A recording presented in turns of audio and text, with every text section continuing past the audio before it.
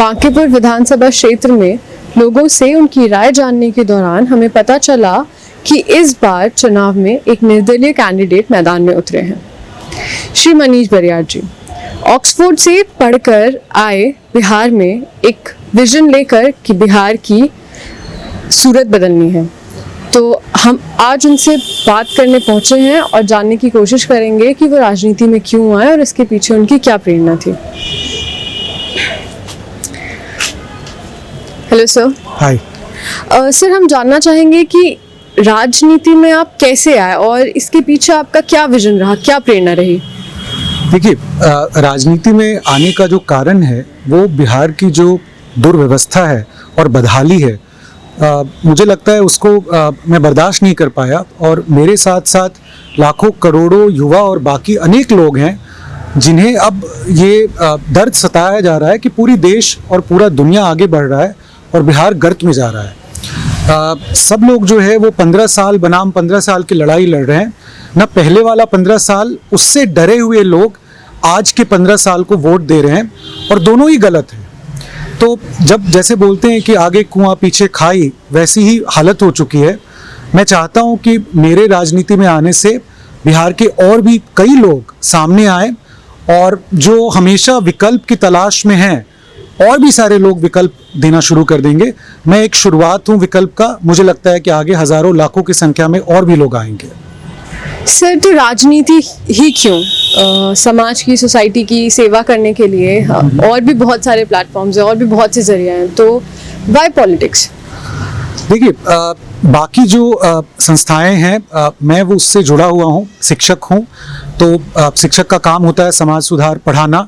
वो काम मैं कर चुका और मैंने शुरू में ही जो है ये निर्णय लिया था कि अपनी ज़िंदगी के 1/3 जो है मैं पढ़ने में लगाऊंगा, उसकी अगली 1/3 जो है मैं काम करने में लगाऊंगा और ऐसा कुछ काम करूंगा जिससे मैं अपने परिवार का भरण पोषण कर सकूं, साथ साथ जो है मैं समाज में कुछ अच्छा इम्पैक्ट भी दे सकूं। और अंतिम 1/3 मैंने सोच के रखा था, क्योंकि मैं स्टूडेंट लीडर भी अपने में समय में रहा हूं, तो मैंने सोच के रखा था कि मैं राजनीति में आऊँगा और अगर उस समय मुझे दिखी राजनीति की जो डायरेक्शन है वो गलत जा रही है, राजनेता गलत हैं, तो मैं अपने तरफ से एक छोटी सी पहल और कोशिश ज़रूर करूँगा कि ये जो इसको मैं बदलाव ला सकूँ। सर, तो कहते हैं कि शिक्षा और राजनीति को अलग अलग रखना चाहिए। आप खुद एक शिक्षक हैं, तो इस पर आप क्या कहना चाहेंगे?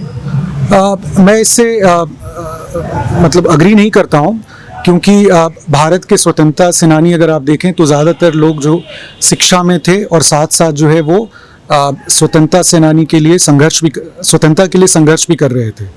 और आज अगर आप बिहार और देश की राजनीति में कई बड़े बड़े राजनेताओं को देखें तो सब के सब, इनफैक्ट नीतीश कुमार, लालू यादव, ये सब जो है वो छात्र नेता रहे हैं। तो मैं इस बात से अग्री नहीं करता कि शिक्षा और राजनीति को अलग रखना चाहिए। मेरे हिसाब से हर जो यहाँ का नागरिक है, अपनी शिक्षा के साथ में हर छात्र, उन्हें अपने अधिकारों के बारे में उन्हें पता रहना चाहिए। और जो राजनेता की जो रिस्पॉन्सिबिलिटी है, जो जनप्रतिनिधि की रिस्पॉन्सिबिलिटी है, उसके बारे में पता रहना चाहिए, सजग रहना चाहिए। और जब भी जनप्रतिनिधि अपनी जो उनकी रिस्पॉन्सिबिलिटी है उनको अगर ठीक से वो नहीं निभाते हैं तो उनको आगे आकर आंदोलन करना चाहिए और विरोध भी व्यक्त करना चाहिए। लेकिन पढ़ाई ज़रूर करनी चाहिए, मैंने भी की, और साथ साथ मैं राजनीति के विषय में समझ भी है और मैं समय समय पर छात्रों के साथ इस पर और समाज के साथ भी बातें भी करते रहा हूँ। सर, आपने इतने हज़ारों लाखों स्टूडेंट्स को पढ़ाया है, तो आपको क्या लगता है कि ऐसे कौन से वो इश्यूज़ हैं, कौन से ऐसी चीज़ें हैं जहाँ पे आप चाहते हैं कि स्टूडेंट्स जो स्टूडेंट वर्ग है, स्टूडेंट सेक्शन है, उसमें क्या बदलाव आना चाहिए पॉजिटिव? देखिए, 2-3 चीज़ें हैं। एक तो मैं कहूँगा कि स्टूडेंट्स में बदलाव से ज़्यादा हमारी व्यवस्था में बदलाव की ज़रूरत है। और मैं छात्रों में ऐसा कुछ कमी नहीं देखता हूँ। मैं तो ये देख रहा हूँ कि हर जनरेशन के छात्र, अगला जनरेशन पिछले जनरेशन से ज़्यादा स्मार्ट और ज़्यादा अच्छा है और वो अपनी कामों को ज़्यादा अच्छे से और बखूबी से निभा रहे हैं। तो युवा ही जो है वो देश का जो है भविष्य है और वो लोग बहुत अच्छे हैं। लेकिन उनको सही व्यवस्था नहीं मिल रही है, उनको सही अपॉर्चुनिटीज़ नहीं मिल रहा है। और मुझे लगता है कि ये हमारे जनरेशन और आगे के जो जनरेशन है, ये उनका कर्तव्य था और उनका कर्तव्य है कि उनको सही ढंग से जो है उनको विकल्प दिया जाए, उनको अच्छी अपॉर्चुनिटीज़ दी जाए, इंडस्ट्रीज़ आए, उनको पढ़ने का मौका दिया जाए। तो मैं तो उनकी गलती देखता ही नहीं हूँ। मुझे लगता है कि गलती हमारे जनरेशन में है और आगे के जनरेशन में है, जो उनको सही ढंग से नर्चर नहीं कर पा रहे हैं। इसका मैं एक छोटा सा उदाहरण देना चाहूँगा। अगर बिहार में कोई बच्चा है, अगर वो चाहे कि हम इंजीनियरिंग कॉलेज में, अच्छे इंजीनियरिंग कॉलेज में पढ़ लें, या अच्छे मेडिकल कॉलेज में, या अच्छा मास कम्युनिकेशन की पढ़ाई कर लें, वो नहीं पढ़ सकते हैं। यहाँ कोई अपॉर्चुनिटीज़ नहीं है, उनको जाना होगा। जाने के बाद अगर उनको बिहार वापस आना है तो उनके लिए नौकरी के लिए कोई सुविधा नहीं है, कहीं नौकरी नहीं है, यहाँ कोई इंडस्ट्रीज नहीं है, कुछ भी नहीं है। तो आप बताइए, ये छात्रों की गलती हुई या जो इस प्रदेश को चला रहे हैं उनकी गलती हुई कि वो यहाँ संभावनाएं यहाँ रखा ही नहीं है उन्होंने। सब के सब बदहाल हुए हैं बच्चे, और बाहर जा रहे हैं, और बाहर में बच्चों को जो है परेशानी भी है और बेइज्जती भी है। सब लोग उनको बोलते हैं कि तुम अच्छा अपने प्रदेश छोड़ करके आ गए। और मैंने भी सहा है, आप लोगों ने भी सहा होगा, और सब लोग जानते हैं कि अलग अलग प्रदेश में किस तरह से बिहारियों की बेइज्जती होती है। तो यहाँ अगर हज़ारों स्कूल्स, हज़ारों कॉलेज, यूनिवर्सिटीज़ अगर ये सब बन जाए, और सिर्फ ये नहीं कि प्रॉमिस आपने कर दिया कि हम ये करेंगे वो करेंगे। पिछले 30-40 साल से हम लोग देख रहे हैं कि सिर्फ प्रॉमिस हो रहा है, ग्राउंड लेवल पर कोई बदलाव नहीं दिखता है। तो प्रॉमिस का समय चला गया और लोग भी अब बहुत थक चुके हैं। तो लोगों को भी बदलाव चाहिए और विकल्प चाहिए। तो और मैं आपके माध्यम से बोलना चाहता हूँ सब लोगों को कि लोग सोशल मीडिया पे बहुत कुछ बोलते हैं, अपने घर पे भी ड्राइंग रूम में बहुत बोलते हैं। मैं आगे आया हूँ, अब मुझे भी ये चेक करना है कि लोग ऐसे ही सिर्फ बोलते हैं या सही में उनको विकल्प चाहिए। अगर चाहिए तो मैं उनसे अनुरोध करूंगा कि आप मुझे सपोर्ट करें, वोट दें, ताकि लोगों को एक आज के नेताओं को जो है एक जाना चाहिए मैसेज कि नहीं, आपसे मैं खुश नहीं हूं, और ये देखिए मेरे विरोध स्वरूप आज मैं ऐसे लोगों को वोट कर रहा हूं।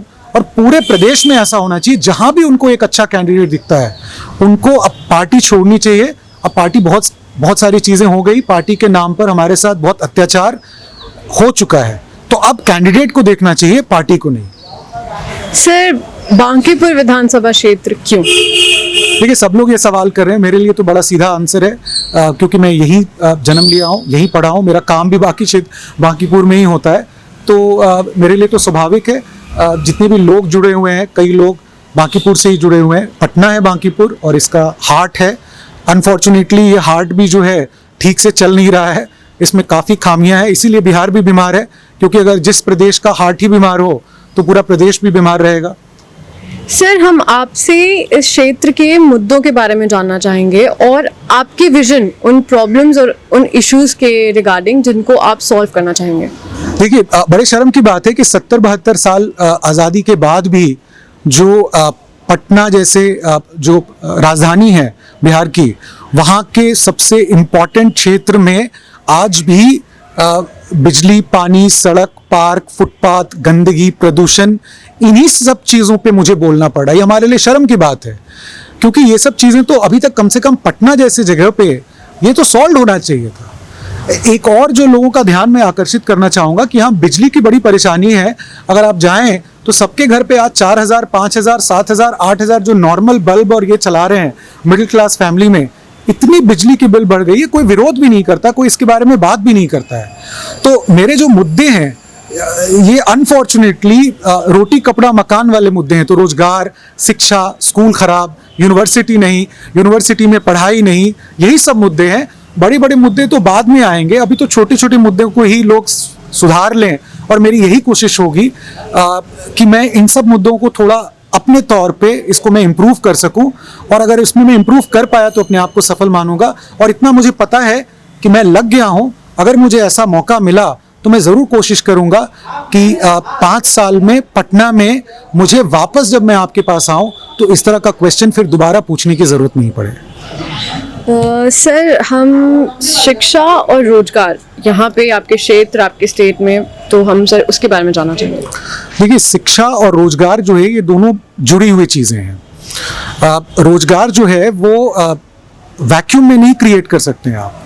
तो पहली बात क्या है कि हमारी जो सरकार है, राज्य की सरकार, उन्होंने आज तक उद्योग की तरफ कभी ध्यान नहीं दिया और उनका मानना है कि उद्योग जो है अच्छी चीज़ है भी नहीं। तो बस अभी इलेक्शन है तो थोड़ी बहुत हल्ला मचा देंगे उद्योग के बारे में, ये कर रहे हैं वो कर रहे हैं, फिर सो जाएंगे। कुछ नहीं होने वाला, हम लोगों ने देख लिया, क्योंकि उनका मन ही नहीं है, उनको समझ भी शायद नहीं है उद्योग का।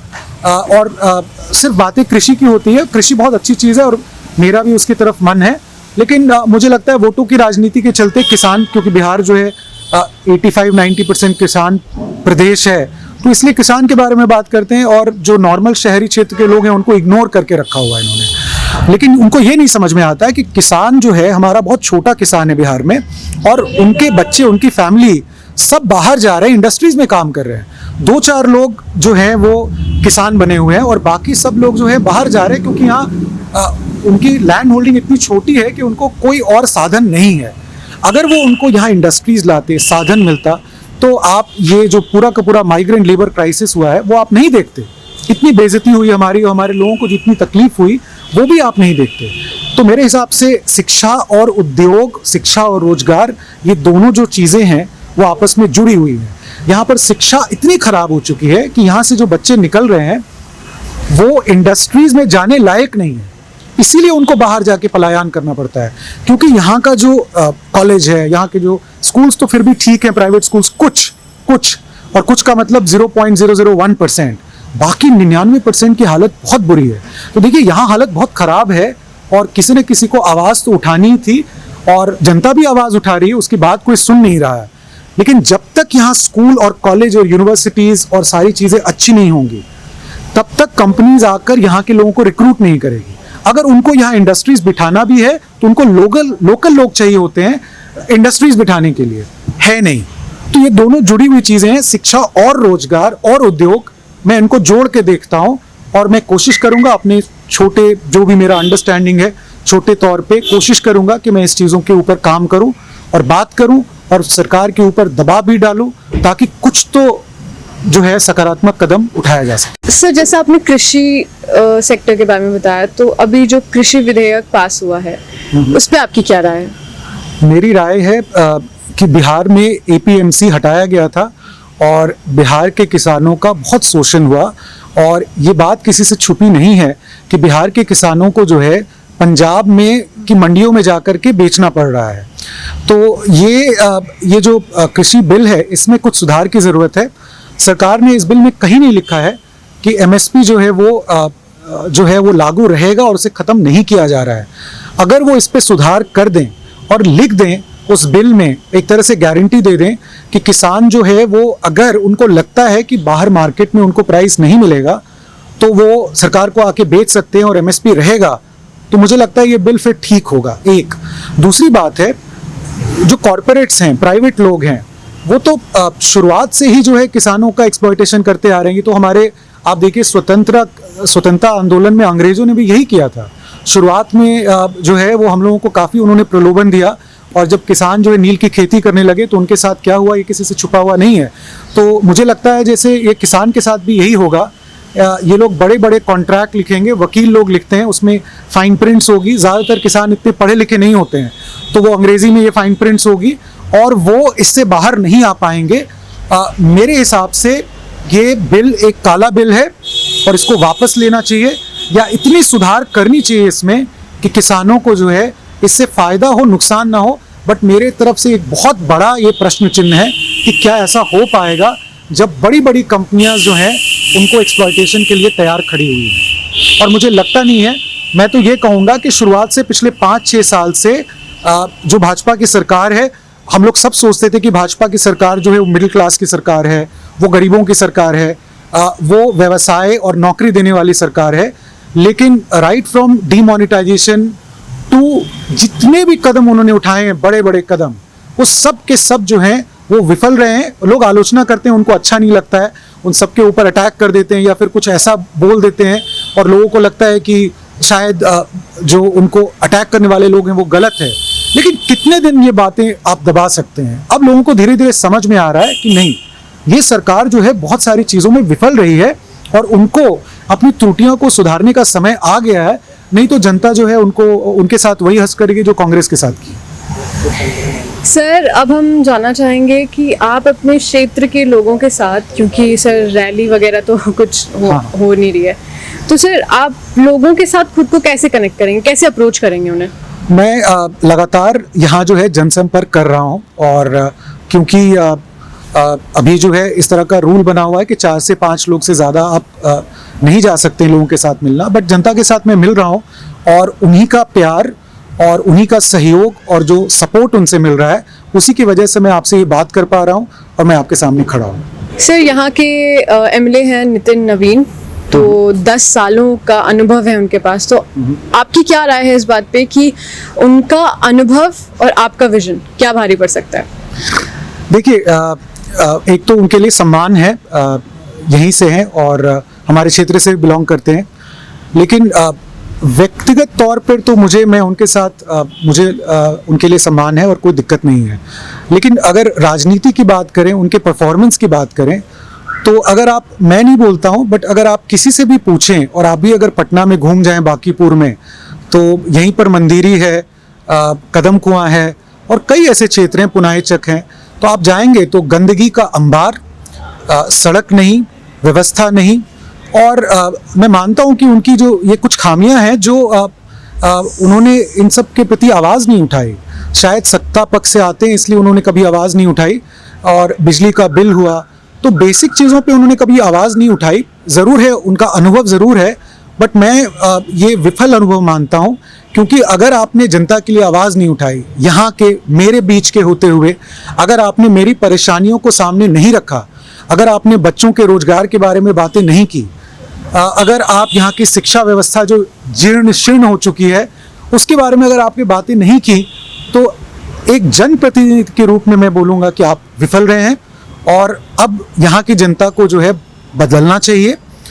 लेकिन जनता जनार्दन है, अगर मेरी बात उन्हें अच्छी लगेगी तो मुझे मौका देंगे, और अगर उनको लगता है कि वो अच्छा काम कर रहे हैं तो उनको ही सपोर्ट जाएगा। तो ये तो उनके ऊपर मैं छोड़ देता हूँ, बट मेरा यही राय है कि मेरे हिसाब से वो अपनी जो भी उनकी रिस्पॉन्सिबिलिटीज़ थी उसको उन्होंने ठीक ढंग से नहीं निभाया है। सर एट लास्ट हम जानना चाहेंगे कि आप अपना विजन जनता के लिए कैसे देखते हैं?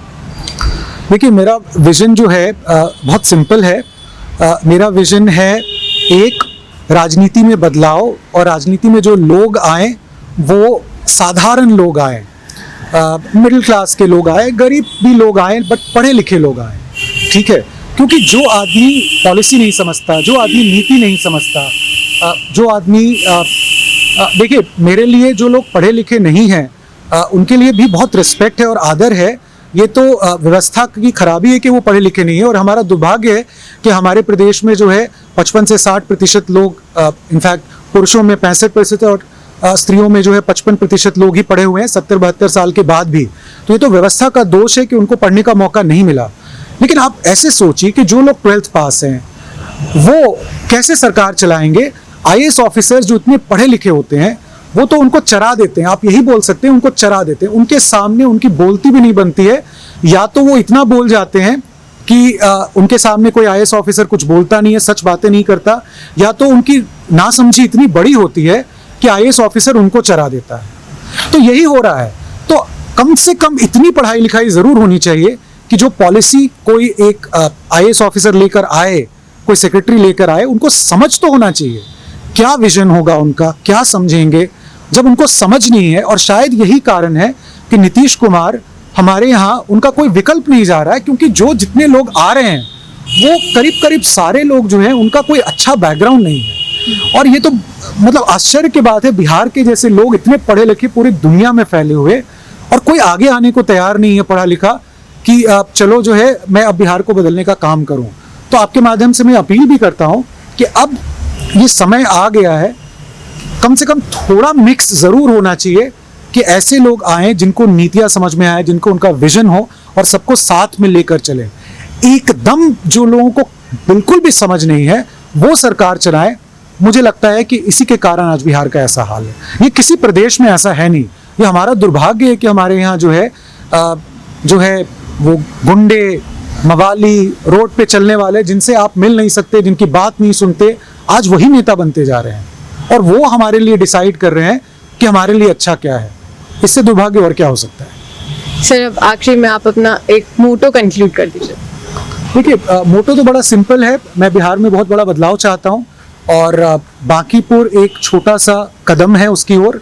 मैं देखना भी चाहता हूँ कि मेरी बातें जो है जनता तक पहुँचती है, जनता का मैं आदर करता हूँ, तो जो मैं बात बोल रहा हूँ क्या मेरी बातों से वो सहमत हैं या मैं ऐसे ही बोले जा रहा हूँ और वो बहुत खुश हैं। तो अगर जनता बहुत खुश है और मेरी तरफ अगर उनका झुकाव नहीं आया तो मैं वापस जो है शिक्षा तो पढ़ा ही रहा हूँ, बच्चों को मैं पढ़ाना शुरू कर दूंगा। और अगर जनता की तरफ से मुझे थोड़ा भी रुझान दिखा मेरी ओर तो मैं बिहार में एक क्रांति ले आऊँगा। Thank you so much sir.